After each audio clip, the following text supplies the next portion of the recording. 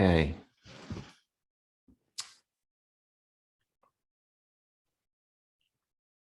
So there's a story that's shared about the night after Buddha attained his enlightenment,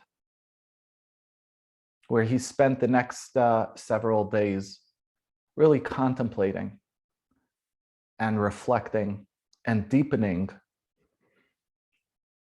his understanding of what he just experienced, of his attainments, of his enlightenment, really letting it in. And at that point in time, as the story goes, the Buddha wasn't really intending on teaching. It wasn't like he had a career path set before him. In fact, as the story goes, as I've heard it, he was reluctant to go forth and teach. He had some real concerns. The Dharma can be subtle, and the Dharma can really be, I've gotten some feedback that it's hard to hear me. Is everybody hearing me? Can I have a thumbs up? Okay. So he was concerned, he had some misgivings or some concerns about teaching. The Dharma can be subtle. It can be really hard sometimes to embrace the truth of reality as it is and to live in this truth. Well, thankfully for us, we know that ultimately he did teach. But when I heard the story, I was thinking, the energy that he put during that time to consider this, to contemplate and to reflect on this was a skillful and wholesome use of energy. Is this going to really be beneficial?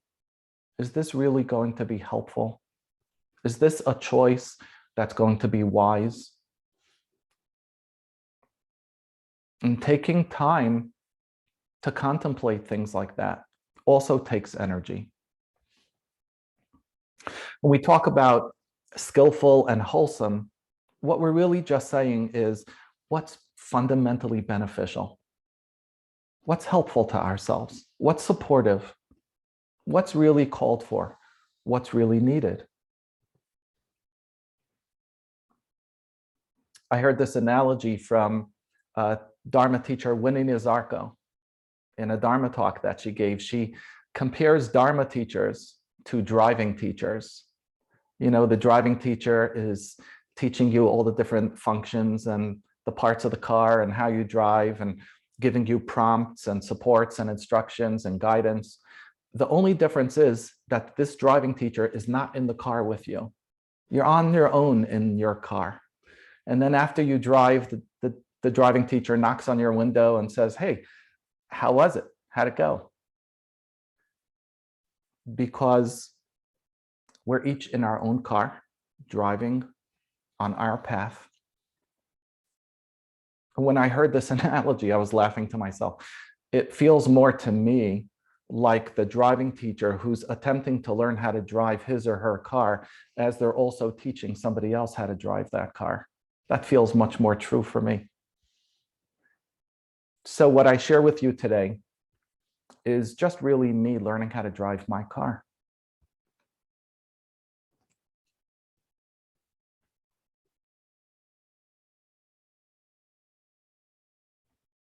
So there's this gap between reality and ideal. There's always this gap between what's ideal and what's our reality.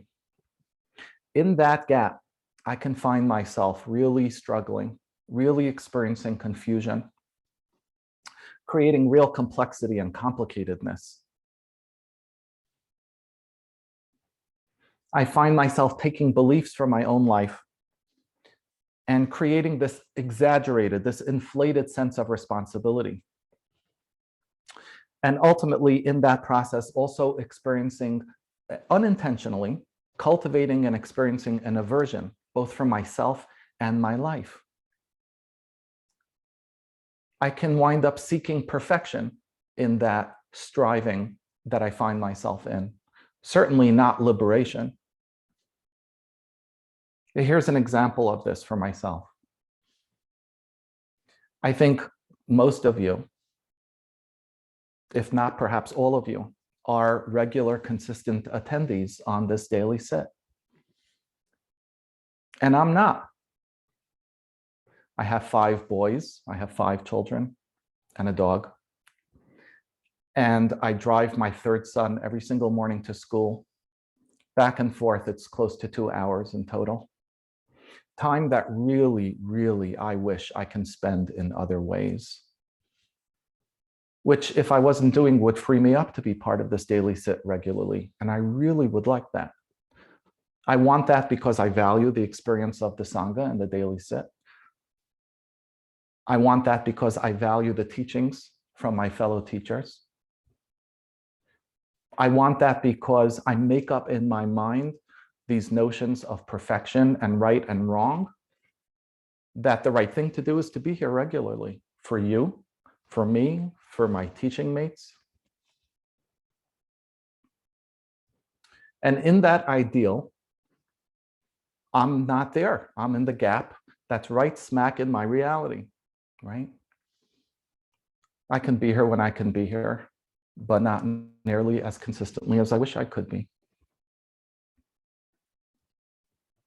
And I can get really caught up in that type of striving. I mean, that's just one example. I can give many more. It's like driving the car and finding myself right in some dead-end street, frustrated. Why am I not getting to my destination? And exhausted by the energy that it's taking up. Weary, frustrated.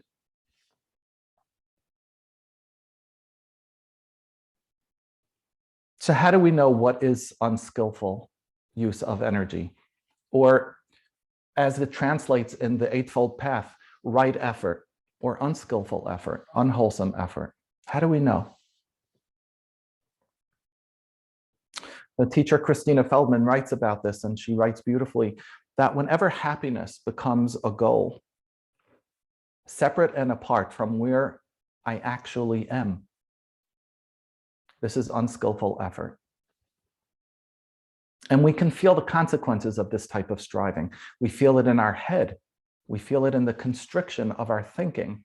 We feel it in the reactive energy that we're experiencing in our body and the tightening, or in the shrinking or the deadening of our spirit.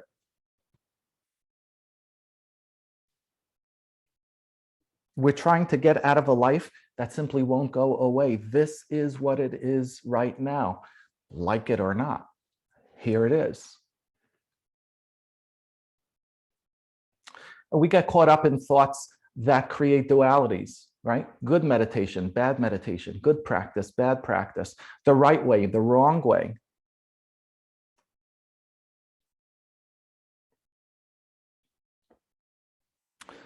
Or we can tune into the use of willpower. I noticed this the other day in practice. I was tuning into my posture, and I noticed this, especially on retreat. This is something that can really play with my head. Trying to notice if I'm in a straight enough posture. Is my back straight? Now, there is something deeply skillful about good posture for many different reasons. But there's something really unskillful when I'm applying willpower to this moment. You know, is my back straight? Am I sitting right? Yeah, so we could do this on the cushion, and we do this in our life off the cushion as well.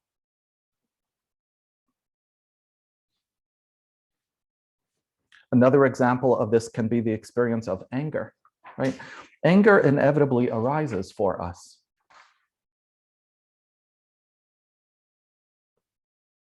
In unskillful effort, we then become reactive to anger, or fear for that matter, and get caught up in the experience.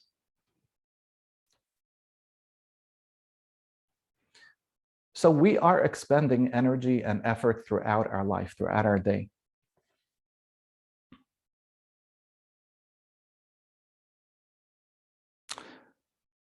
In the teaching in the Eightfold Path of right effort, there are 4 aspects to right effort.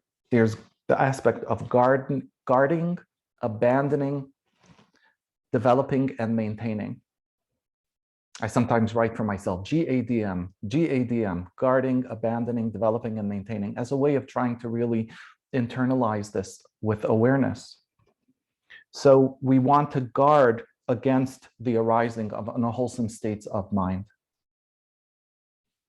How do I need to take care of myself? How do I need to approach this moment for myself? And then inevitably, when I find myself with an unwholesome state of mind, I'm caught up in reactivity. I need to abandon this. I need to summon my energy, my will, my commitment. Some people define virya as a heroic type of energy, as we've been discussing. To really turn to myself and say, no, this is not the way to speak to myself. This is not the way to approach this moment. To really be committed in that moment, to abandon something that feels, oh my gosh, it feels so true. It feels so accurate. It feels so familiar. And then to develop, what does it take to arise, for wholesome states to arise in me? The heart practices that we've spent so much time talking about and practicing. Skillful practice of mindful awareness without judgment, with a sense of care and understanding and appreciation for our fundamental humanness and the limitedness of what's available in a given moment for us. A hand over heart for, yeah, of course there's an ideal I want for myself. And there's nothing wrong with that ideal. But that's all it is. It's just that.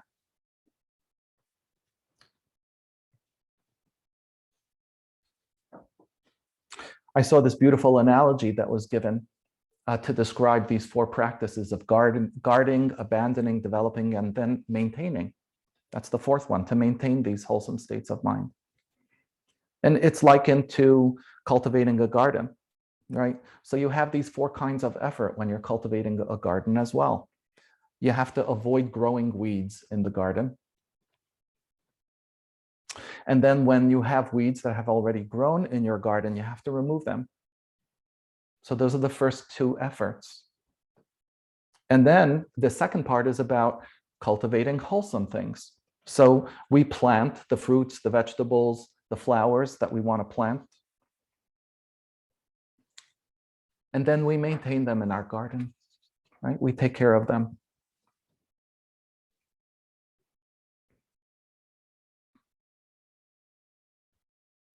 One way or another, we're going to be spending an energy and effort. It's either this way or that way. And in any given moment, that's really what's happening. We can take, it's not about finding effort. It's about recognizing the effort that's already here. We're efforting in one way or another around everything.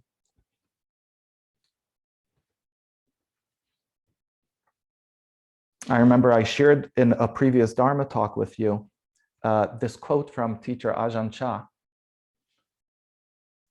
He says, where's the noise? And where's me disturbing the noise?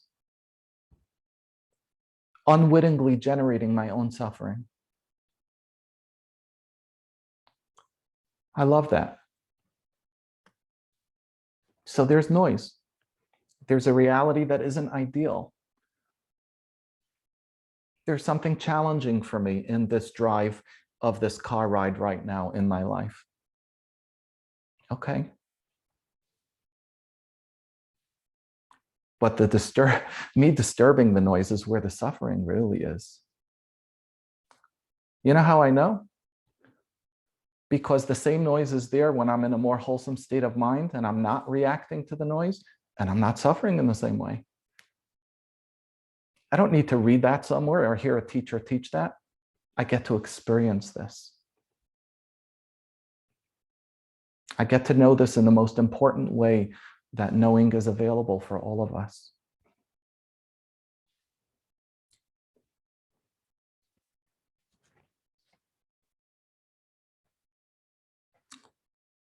Teacher Christina Feldman shares this quote from a Chinese master. Do not consent to being bound by the events of your life, but never withdraw from them. Do not consent to being bound by the events of your life, but never withdraw from them. And only by acting thus can you merit the title of a liberated being. The way I relate to that, I'm not letting go of my ideals. I like the ideal that I want to be here on a regular basis, that I want my time freed up, that I value this enough to want that. I don't want to let go of that. But I also can't be bound by that.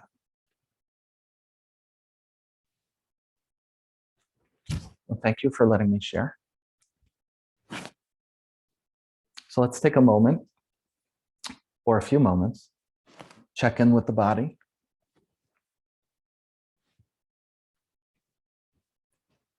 What kind of wholesome and beneficial efforts are needed right now? And allowing the body to be the most supportive container for practice.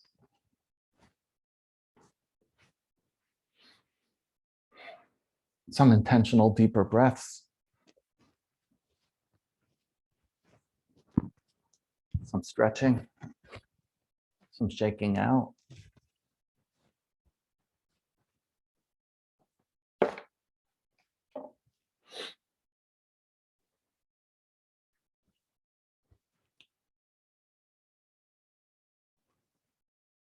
Settling into the chosen posture for practice whenever it feels ready.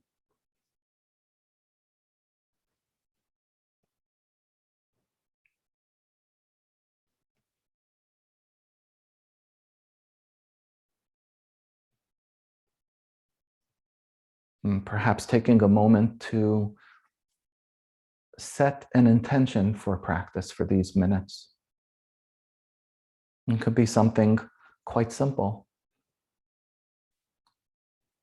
I'm going to intend to follow the breath, return to it when I'm no longer following it.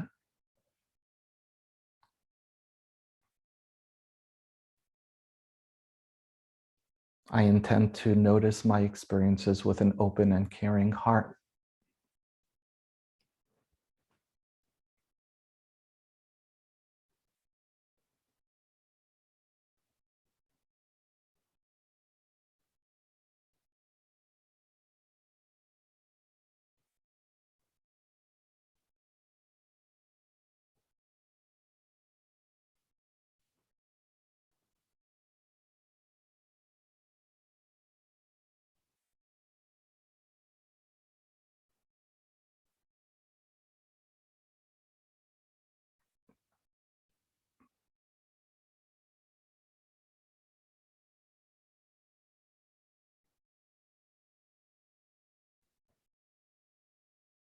This particular practice that we do here together is a non-striving practice.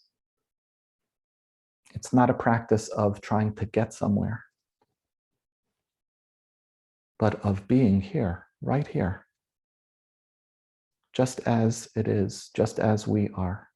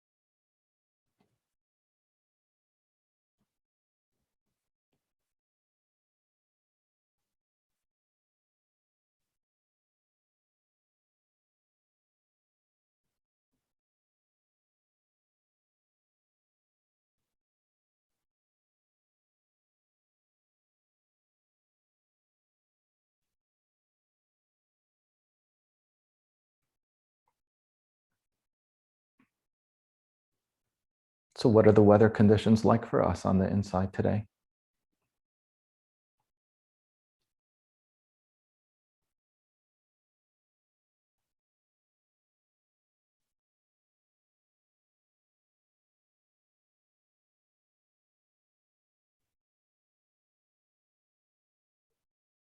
Take a moment to notice and acknowledge, does it feel closer to the ideal that we'd like? Perhaps further from the ideal? So many different causes and variables that contribute to this experience.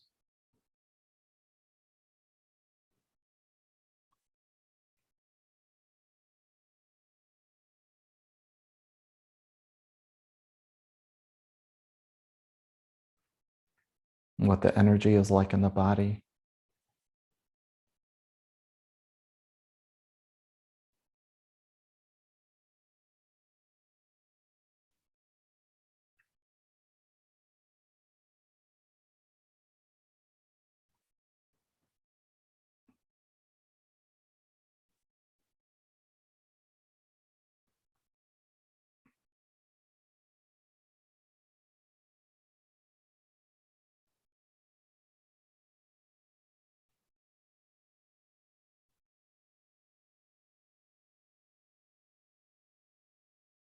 Is the mind swirling with thoughts?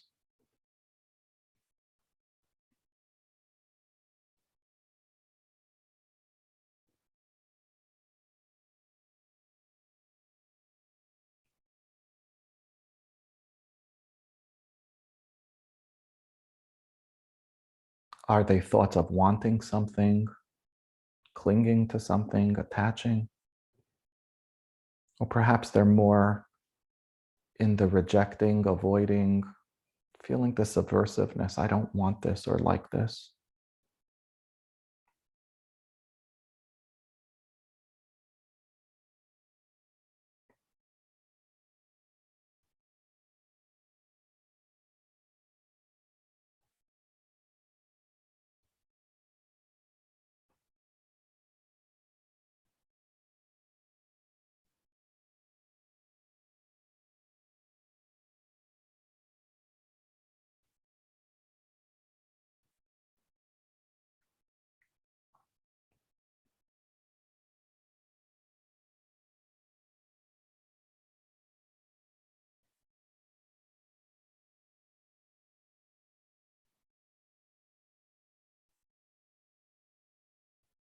And this letting go practice doesn't happen by yelling at ourselves or willing ourselves in some sort of harsh way to let go.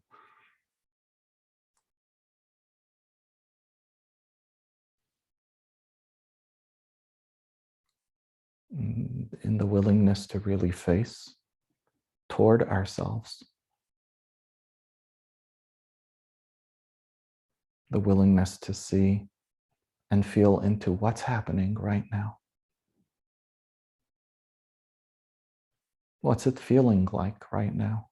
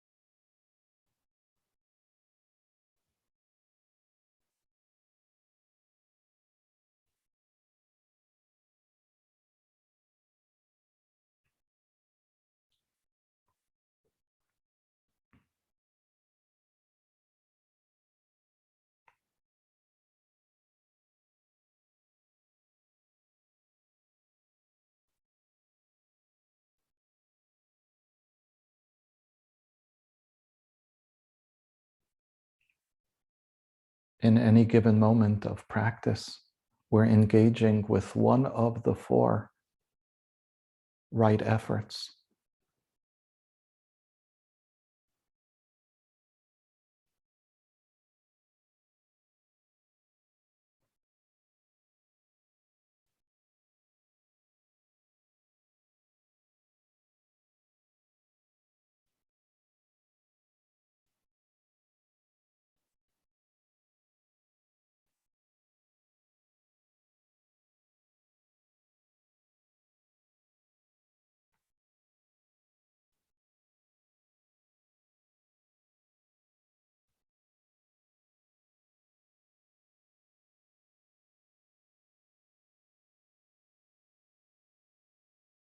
Which gardening practice is needed right now?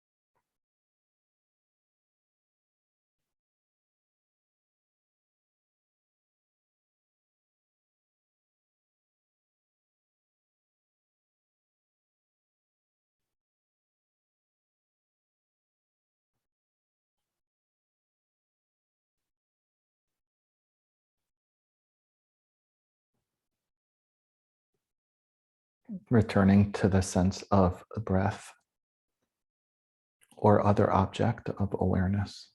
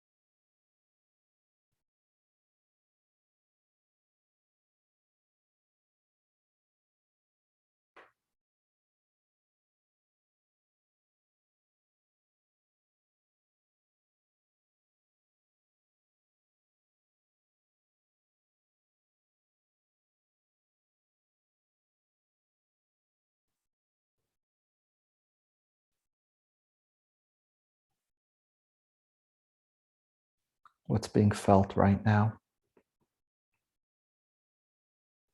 What's being noticed?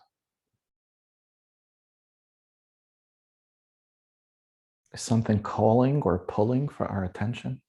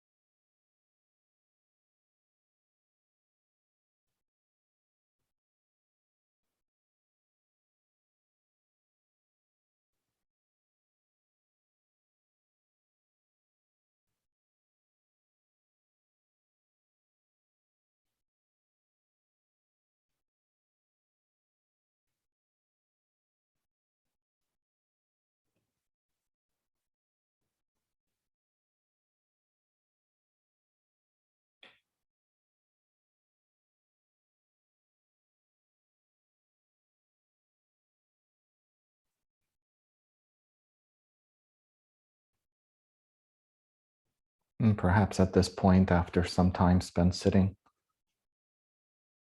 what needs to be noticed is a more subtle sense of dullness or a heaviness, or perhaps it's a sense of boredom, a lack of interest.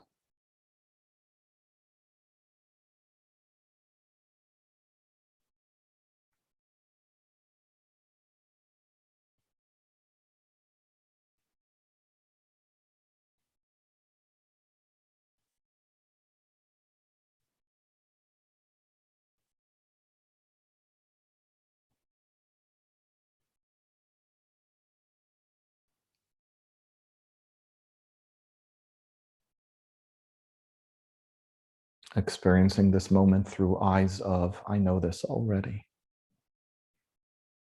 This too we can see and we can notice.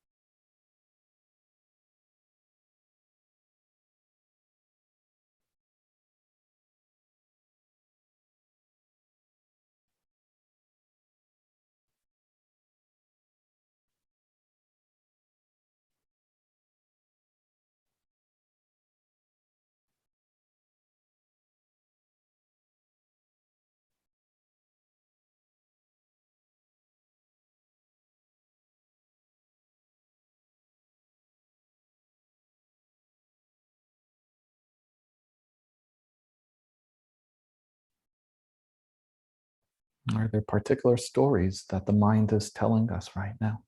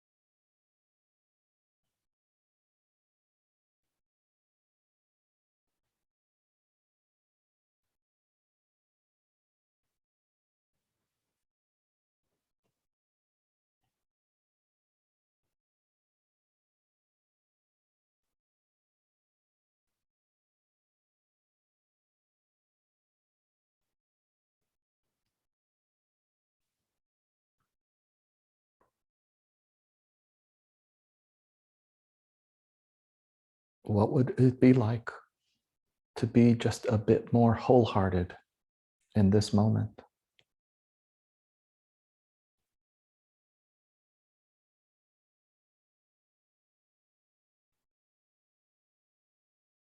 Inviting a sense of opening or welcoming, a sense of caring.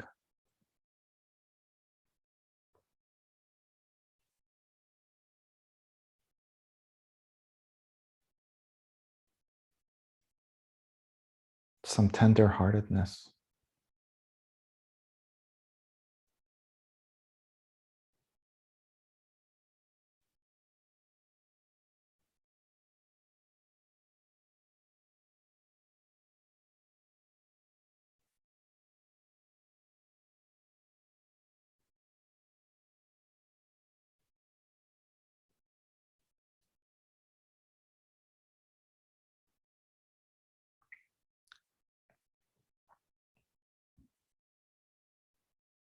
Welcoming in the awareness that by sitting together, we're all supporting each other in practice.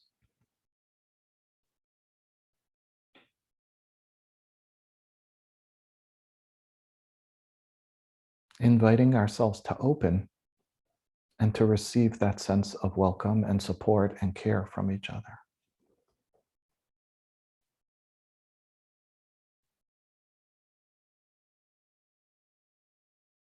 Can I take it in just a bit more?